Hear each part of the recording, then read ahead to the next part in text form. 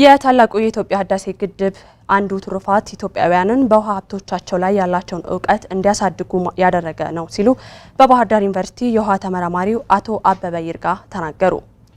ኢትዮጵያውያን የዜግነት ዲፕሎማሲን በመጠቀም ግብጽ በአባይ ወንዝ ዙሪያ ስታራምድ የቆየችውን የሐሰት ትርክት ማጋለጥ ይገባልን ብለዋል። አክሊሉ ምንተስኖት ተጨማሪ አለው። በሚሊዮን የሚቆጠሩ ኢትዮጵያውያንን ከጨለማ ህይወት እንደሚያወጣ የታመነበት ታላቁ የኢትዮጵያ ህዳሴ ግድብ ውጫዊና ውስጣዊ ተጽዕኖዎችን ተቋቁሞ የግንባታ ሂደቱን ቀጥሏል። ኢትዮጵያ የታችኛው ተፋሰስ ሀገራትን ጥቅም በማይነካ መልኩ ግንባታዋን ብትቀጥልም የግብጽ የተለመደ መሰረተ ቢስ ክስ ግን ተጠናክሮ መቀጠሉን በባህር ዳር ዩኒቨርሲቲ የአባይ ውሃ የምርምር ተቋም ተመራማሪና የፖለቲካል ሳይንስና ዓለም አቀፍ ጥናት ትምህርት ክፍል መምህሩ አቶ አበበ ይርጋ ይናገራሉ። ሱዳን በግጭት ውስጥ መሆኗ የሶስትዮሽ ድርድሩን ሊያዘገየው እንደሚችል የተናገሩት የውሃ ተመራማሪው ያም ሆኖ የግብጽ መንግስት ባገኘው አጋጣሚ ሁሉ በግድቡ ዙሪያ መሰረተ ቢስ መግለጫዎችን እያወጣ ይገኛል ነው ያሉት። የዘንድሮ ከሌሎቹ ለየት የሚያደርገው በፊት ሙሌቱ ሊጀመር ሲል ነው ጩኸቱና ጫናው የሚበረከተው የነበረው። ያሁኑ ግን ከዛ ቀደም ብሎ ነው የጀመረውና እንግዲህ ይሄንን በተለይ ግብጽ ውስጥ የተካሄደው የአየር ንብረት ለውጥ ኮንፈረንስ አለ። ያንን እንደ ጉድ ነው የተጠቀሙት። እንደገና ደግሞ አሜሪካ ላይ ኒውዮርክ ወተር ኮንፈረንስ አለ። እዛጋም በደንብ የተጠቀሙበት ጊዜ አለ። ከዛ በተጨማሪ ደግሞ በየጊዜው የአረብ ሊግ ጉዳይ አረብ ሊግን እንደ መሳሪያ እየተጠቀሙ በየጊዜው የሚያወጡት መግለጫ አለ። የታላቁ የኢትዮጵያ ህዳሴ ግድብ አንዱ ትሩፋት ኢትዮጵያውያን በውሃ ሀብት ላይ ንቃተ ህሊናቸው እንዲጎለብት ያደረገ መሆኑ ነው።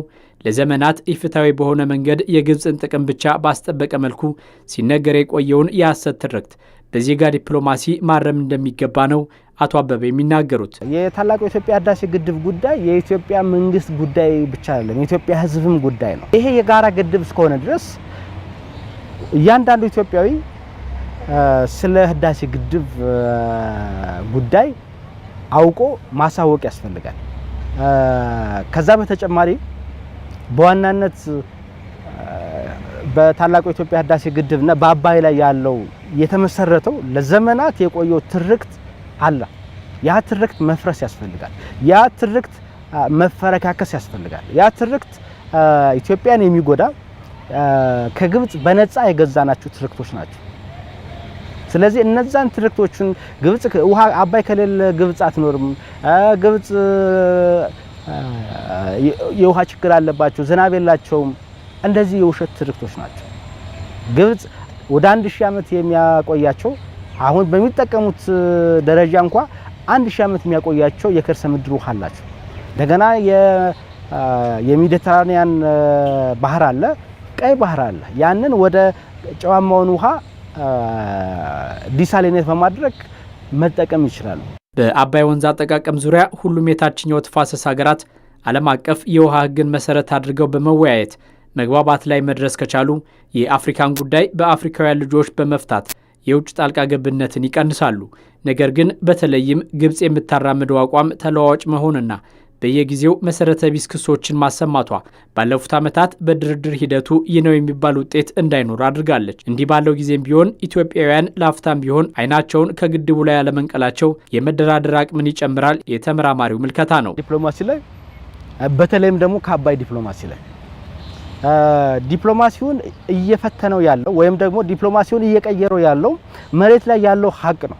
በሌለ ነገር ላይ መደራደርና መሬት ላይ ባለው እያለቀ ባለው ጉዳይ መደራደር ቀላል አይደለም። ከድርድሩ ሂደት ላይ አንዳንዶቹ ደግሞ ኢትዮጵያ በትክክል ሰርታ የምታሳይ አይመስላቸውም። ያንንም የምንቀይርበት እየቀየርንም ነው። ታሪክ እየሰራ ነው።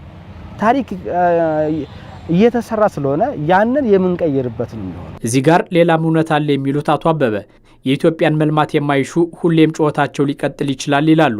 እየሰሩ መደራደር ደግሞ መፍትሄው መሆኑን በመጠቆም በህዳሴ ግድብ ጉዳይ አንድ እውነት አለ። ምንድነው?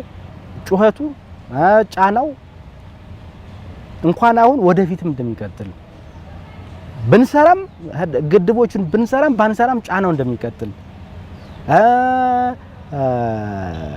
እንደገና ደግሞ ትንኮሳው እንደሚቀጥል ይሄ እስከሆነ ድረስ አሁን እየተደራደርን መስራት ሳይሆን እየሰራን መደራደር ያስፈልጋል። የታላቁ የኢትዮጵያ ህዳሴ ግድብ ግንባታ 4ኛ ሙሌት በመጪው ክረምት እንደሚከናወን ይጠበቃል።